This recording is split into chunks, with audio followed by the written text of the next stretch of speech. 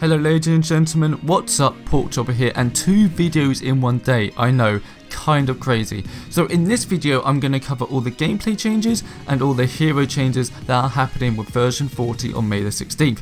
This will not be covering the card changes that will be happening in version 40. I may do another video on that won't be today, but if anyone wants it, please comment down below if you want me to do the card changes. That will be either Friday or the weekend. But without further ado, I want to jump into it. I'm going to put all the stats on screen of the changes, and then I'm just going to be talking about it a bit, my opinion, just a simple video so everyone knows all the changes in one simple video. But anyway, let's jump into it. So let's talk about the gameplay changes. First up is shields have been changed. So basically what shields we're going to work as now is they're going to behave as temporary health, which are affected by armor in the same way. So for example, if you're a Muriel, which this is the main buff to Muriel, is that if you shield a tanky person like a Narbash or a Sebrog and they have loads of armor, that basically is that shield's going to be really hard to get through. Even if you put on a carry, it won't be as effective because they won't have as much armor, but this is just a general buff to her overall. I wonder how this actually works in game, if it really gives them that extra oomph, because 200 to 300 shield is going to be 200 to 300 extra health, which could be the difference now. But anyway, let's get into the next one, which is the core. The core encounter has been slightly reworked, which the general idea behind it is that you can't just push one inhib and go straight to the core. The core does more damage, but the attack speed is reduced depending on how many inhibitors are destroyed. This helps to make games longer and makes teams actually want to split push lanes effectively instead of everyone going straight down the middle, attacking one inhib and going for the core. You may still be able to do that if you have all prime later on in the game, but this sort of changes that. We also have some jungle changes which have made it harder to kite white minions, but the damage is reduced. However, the big thing here, which I'm very happy for because I've always thought jungle camps don't give enough card experience for junglers, is that it has been increased to 85 per white jungle minion to 73, and also increased white jungle minion amber link card point contribution to 35 from 30. I really like this change, good stuff from them there, very much needed, and I hope this really helps give some love to the junglers out there. Gold buff has been completely reworked to the point that gold buff isn't even gold buff anymore and is a gold variant of the river bugs. So I'm guessing that means it's very easy to kill, but it only grants 300 card points when killed. It actually doesn't give a buff anymore, it just gives the 300 card point experience. Now I'm curious if this was the only offlane change, and I don't know what they mean by this. If this means that the gold buff still will be on a refresh rate the same way it is now, that means the offlaner has a lot of chance to gain extra card point experience if the safe lane duo aren't safe enough or clever enough. If they both back at the run time, that offlaner can just quickly walk up there, kill the gold buff and come back, and that is, even though that doesn't sound like a lot, if you get 2 to 3 of those in a row, that's a whole card point, especially as an offlaner. That is a huge advantage. Then we have a green buff, which they haven't changed much. Increased damage reflect from 20 to 20 from 15, a bit nice. Explosion based damage has been reduced, which I think was needed, it was a bit crazy.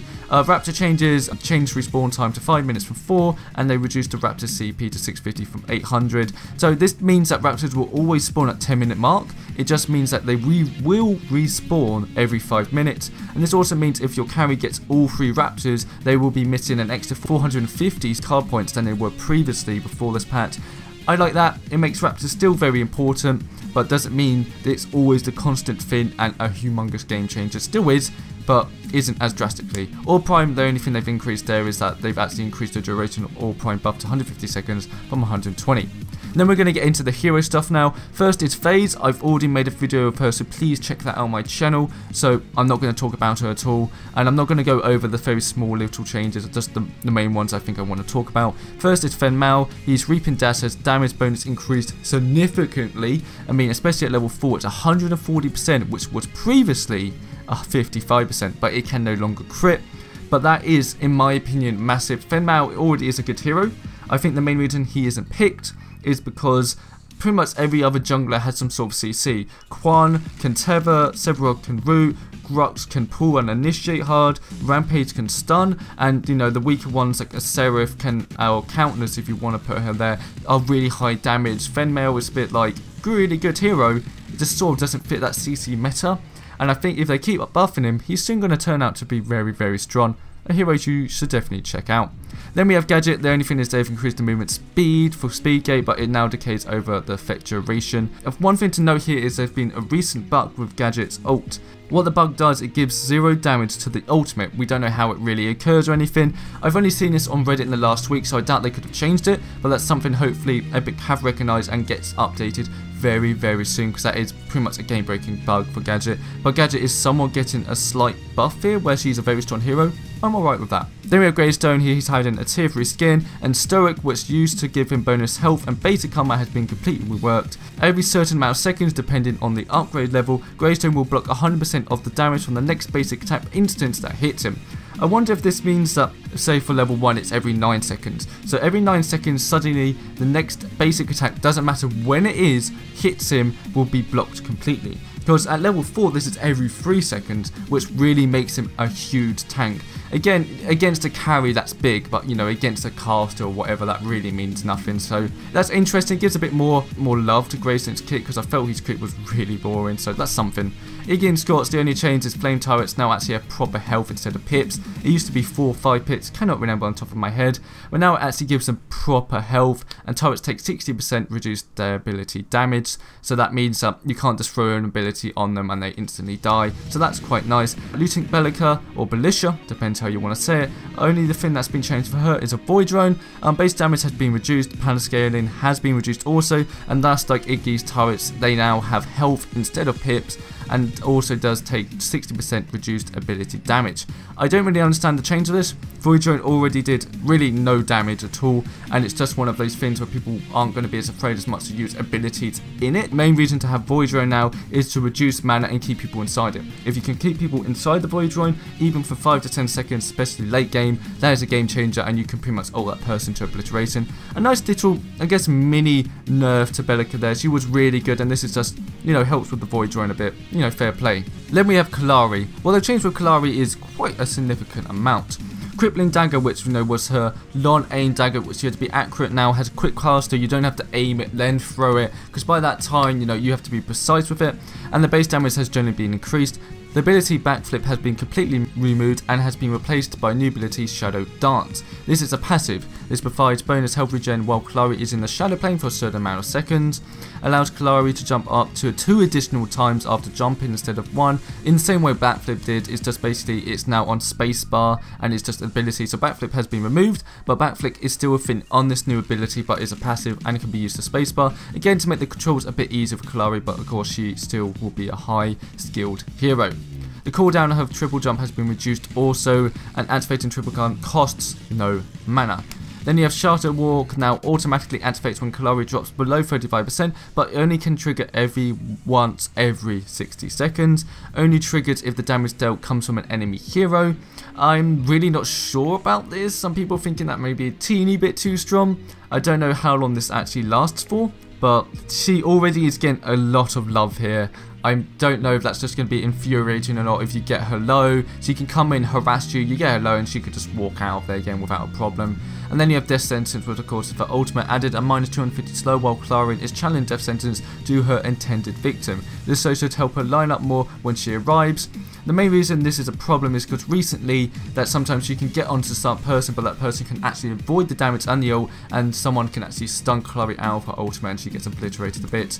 Sad thing, but that's, you know, it's a good change. Overall, I'm really excited Chloe is getting some love, but very calculated love. It doesn't make her really easy to play, it just makes her actually viable. Then we have Muriel, again, like a general reminder, the shields have been massively buffed to be treated pretty much as extra health. So that's already a big buff to Muriel. Then we have Exhilarity, which gives them a speed boost. The speed boost has been significantly increased. For example, at level 4, it's now 225 movement speed increase from 80 previously. Now the movement speed, however, decays over its 2-second duration. Then we have Murdoch. Wow, this hero has been completely reworked. He is one of the OG heroes, and I do agree to what they've done with him. I don't know if it's going to be good or bad, but I guess let's jump onto it. Miralon has been completely removed, which was, you know, his pushback ability. Sacket Trap, which was the mine, which was pretty much completely useless, has been also removed, but Buckshot has been reworked. It has been removed from Q to right mouse button. Enemy damaged by Buckshot are pushed if they are within 700 units of Murdoch up to a maximum distance of 700 units away from Murdoch. damage range still remains at 1000 units. So basically this has sort of moved move along ability into buckshot ability, but he also has now two completely new passives. The first passive is Hot Pursuit. Passive grants an additional certain amount of movement speed depending on the level when running at a visible critically wounded target within a very long range, I mean 3, 4, 5 and 6,000 units depending again on the level. I don't really know what to think about that ability. That seems weird and I'm not sure if that's even useful or just really pointless, but again, it's something I'm very excited to play Murdoch now, and I'll see how that works. And the new ability, which again another passive, which is Shots Fired, grants Murdoch's net basic attack bonus range and basic penetration every so on seconds depending on again the upgrade level. This shot can miss, and if it does, the cooldown is consumed. I guess this gives him a bit extra damage and a bit extra basic penetration. I don't, again, it's very hard to really analyse that they've changed Murdoch, which I like because he was a very old school hero. He needed a lot of love. His traps were so pointless, so I'm very happy he's getting love, very much needed. I hope the two passives really give him some, you know, he's interesting. He was the best carry in the game, and now he turned to one of the worst, so hopefully this changes him up. And then Narbas basically marched. The only thing that's been created is his movement speed has been increased and the duration has been reduced to 2.5 from 3 seconds, and like every movement speed ability now decays over its duration. Richard's Shock Therapy is reduced cooldown to 12 seconds at all levels from a very heavy 21 at level 1, and then 18, 15 and 12 and so on.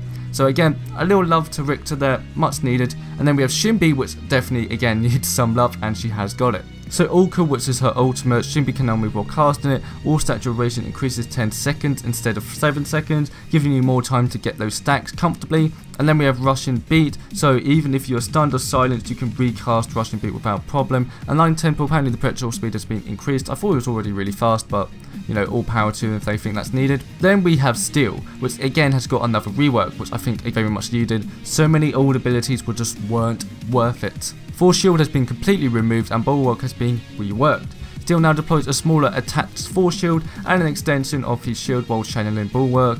Duration has been increased from a certain amount of seconds from 4 seconds at all levels. He also has a new ability called Alberative Armor. This is a passive. Grants Steel 4 stacks of ability armor, which can stack up to 4 times. Taking ability damage removes 1 stack. Steel gains 1 stack every so on seconds, again depending on the upgrade level. This timer is reset whenever he takes new instances of ability damage. So to simplify that new ability, basically every certain amount of seconds he gains a stack of ability damage. They can gain up to 4 stacks of ability damage. Every time Steel takes ability damage, then 1 stack is removed. In a way, this makes Steel an anti-caster support, because this means that he can just jump into so many abilities and get very, very tanky from ability damage, which is kind of crazy. I don't know how that works. Maybe you want to build only basic armor on him, as this ability seems to work with ability armor. I don't know. We'll find out. Then we're on to the last 2 heroes, guys. Don't worry, we're almost done. I know this is a really long video. Trust me. I apologize. We have Fate. Only change they've done is Harvest Nettles. They've actually given it a little bit of an increase. So what they've added to is that consecutive hits on the same target within 9 seconds deal an additional 15% per hit, second up to maximum 60% bonus damage per hit. So basically that means if you are good with your aim and you're near the same target, if you keep poking them over, you'll get extra percentage of damage, but it maxes at 60% damage. That means if you hit someone 5 times in a row within 9 seconds between each hit, that means you'll hit the cap of 60%. I presume if you hit them the 6th time in a row, it just hits them with that extra 6% damage. But this ability, mid to late game, can be 200 to 300 ability damage. So that is kind of crazy in my eyes, that this is a buff to a hero which in my eyes, even though it's underappreciated, is a really good hero. And then finally, but not least, we have Yin, a hero that definitely needs to be brought back into perspective. Lash Kick range has been reduced to 750 units from 950. Windburn, which is the one that gave 100% cleave and the same range as the ranged hero. The mana has been increased to 40 from 20, and the cooldown has been increased, thankfully, to 21, 18, 15 and 12 seconds from 20, 15, 12 and 8. Most likely because the last one it was only 8 seconds long, the duration. And the cooldown has been increased, especially at level 4, to 12 seconds from 8 seconds, which was very much needed because she could just spam that ability and it would cost no mana, and Epic have addressed both those issues. And that does it for all the hero and gameplay changes. Thank you very much if you somehow stuck to the end of this video. It takes a lot of time to do these videos and it's a really long length, so I'm gonna shut up. Watch my phase video if you have not yet of the new hero and me talking about the abilities. And also if you want, I will do a card one as well, as I can't wait to delve into patch 40. It seems so amazing. Cannot wait for it. I thought I was expecting the notes on Monday, so this surprised me massively. And hopefully when the new patch comes out, I will be doing a first impressions of what I feel about everything that's happened. But thank you guys very much for watching. Enjoy your weekend and I'll see you next time.